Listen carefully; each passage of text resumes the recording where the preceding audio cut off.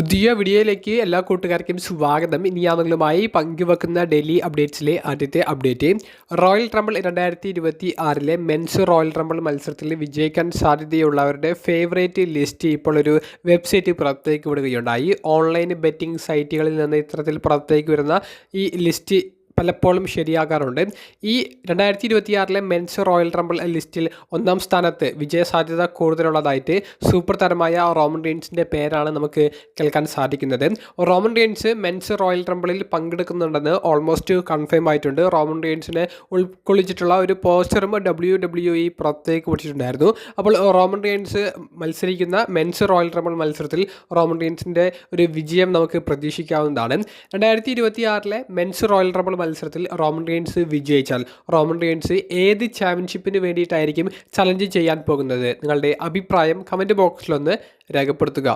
രണ്ടാമത്തെ update Seth റോളിൻസിനെ സംബന്ധിച്ചാണ്. Seth Rollins ഇന്നലെ കൊടുത്ത ഇൻ്റർവ്യൂവിൽ കുറച്ച് അപ്ഡേറ്റ്സ് പങ്കുവെക്കുകയുണ്ടായി. അതിൽ ഒന്നാമത്തേത് സെത്ത് റോളിൻസിൻ്റെ ഇഞ്ചുറിയെ സംബന്ധിച്ചാണ്. 3-4 മാസങ്ങൾ വേണ്ടി വരും ഇനി തനിക്ക് തിരികെ റിങ്ങിലേക്ക് കയറാൻ എന്നുള്ളത് സെത്ത് റോളിൻസ് വെളിപ്പെടുത്തിയിട്ടുണ്ട്.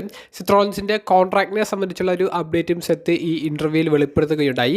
3 വർഷം തനിക്കിനി കോൺട്രാക്റ്റിൽ ബാക്കിയുണ്ട് എന്നുള്ളതാണ് സെത്ത് വെളിപ്പെടുത്തിയിട്ടുള്ളത്.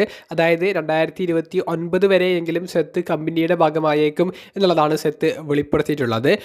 മറ്റൊരു അപ്ഡേറ്റ്, WWE ഏറ്റവും മികച്ച എൻട്രൻസുകളിൽ ഒന്നായിട്ട് സെത്തിന് ഫീൽ ചെയ്തിട്ടുള്ളത് 2023 പ്യൂട്ടോറിക്കോ എന്ന് പറയുന്ന സ്ഥലത്ത് വെച്ച് നടത്തിയ ബാക്ക്ലാഷ് എന്ന് പറയുന്ന പ്രീമിയം ലൈവ് ഇവൻറ്റിൽ ബാഡ് ബണ്ണി നടത്തിയ ആ എൻട്രൻസ് ആണ് എന്നാണ്. ബാഡ് ബണ്ണിയും ഡാമിയൻ പ്രീസ്റ്റും തമ്മിൽ കളിച്ച സ്വാൻ ഹോസോ സ്ട്രീറ്റ് ഫൈറ്റ് മത്സരത്തിലാണ് ബാഡ് ബണ്ണിയുടെ ആ വലിയ പ്രശസ്തമായിട്ടുള്ള ഒരു എൻട്രൻസ് നമുക്ക് കാണാൻ സാധിച്ചത്. ക്രൗഡ് ബാഡ് ബണ്ണിയുടെ മ്യൂസിക്, അത് ആ ഒരു തീം മ്യൂസിക്കിന് സപ്പോർട്ട് ചെയ്തുകൊണ്ട് ഒരുമിച്ച് പാടുന്നതുമൊക്കെ നമുക്ക് അന്ന് അവിടെ കാണാൻ സാധിച്ചു. WWE ചരിത്രത്തിലെ ഏറ്റവും മികച്ച എൻട്രൻസുകളിൽ ഒന്നാണെന്നാണ് സെത്ത് പറഞ്ഞിട്ടുള്ളത്. അത്തരത്തിൽ നിങ്ങൾക്ക് ഫീൽ ചെയ്തിട്ടുണ്ടോ? നിങ്ങളുടെ അഭിപ്രായം കമൻറ്റ് ബോക്സിലൊന്ന് രേഖപ്പെടുത്തുക. ഏറ്റവും അവസാനമായി പങ്കുവെക്കാനുള്ളത് ട്രിപ്പിൾ എച്ചിനെ സംബന്ധിച്ചാണ്. ട്രിപ്പിൾ എച്ചിനെ WWE നിന്ന് പുറത്താക്കാൻ പോകുന്നു എന്നുള്ള തലത്തിൽ ചില റൂമേഴ്സ് ഇപ്പോൾ സോഷ്യൽ മീഡിയയിൽ കറങ്ങി നടക്കുന്നുണ്ട്. അതിൻ്റെ സത്യാവസ്ഥ നമ്മൾ നോക്കുകയാണെങ്കിൽ നമുക്ക് റിലയബിൾ ആയിട്ടുള്ള സോഴ്സിൽ നിന്ന് ഇത്തരത്തിലുള്ള ഒരു വാർത്ത നിലവിൽ അറിയാൻ സാധിച്ചിട്ടില്ല. ബിസിനസ് പരമായിട്ട് TKO എന്ന് പറയുന്ന പാരൻ്റ് കമ്പനിക്ക് WWE വമ്പൻ ലാഭം കൊയ്യാൻ സാധിച്ച വർഷമാണ് 2025, അതായത് ഈ വർഷം. അപ്പോൾ ട്രിപ്പിൾ എച്ചിന് നിലവിൽ കമ്പനി പുറത്താക്കേണ്ട ഒരു സ്ഥിതി അദ്ദേഹത്തിൻ്റെ മുന്നിലില്ല.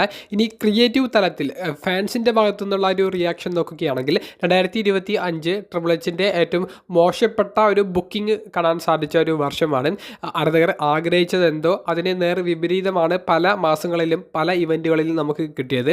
അപ്പോൾ ആരാധകരുടെ ഒരു അഭിപ്രായമാണ് ട്രിപ്പിൾ എച്ചിനെ കമ്പനിയിൽ നിന്ന് പുറത്താക്കണം, കമ്പനിയിലെ ക്രിയേറ്റീവ് ഹെഡ് എന്നുള്ളൊരു റോളിൽ നിന്ന് ട്രിപ്പിൾ എച്ച് മാറി നിൽക്കണം എന്നുള്ളത്. അല്ലാതെ അവരുടെ നിലവിലെ മാനേജ്മെൻറ്റ് ട്രിപ്പിൾ എച്ചിനെ മാറ്റാനുള്ള യാതൊരുവിധ തീരുമാനമോ യാതൊരുവിധ ചർച്ചയോ നിലവിൽ നടത്തുന്നില്ല. അത്തരത്തിലുള്ള ഒരു വാർത്തകളും നമുക്ക് കേൾക്കാൻ സാധിക്കുന്നുണ്ട്. വീഡിയോ സംബന്ധിച്ചുള്ള നിങ്ങളുടെ അഭിപ്രായങ്ങൾ കമൻറ്റ് ബോക്സിൽ ഒന്ന് രേഖപ്പെടുത്തുക. അപ്പോൾ അടുത്തൊരു വീഡിയോയുമായി കാണുന്നത് വരെ ബൈ.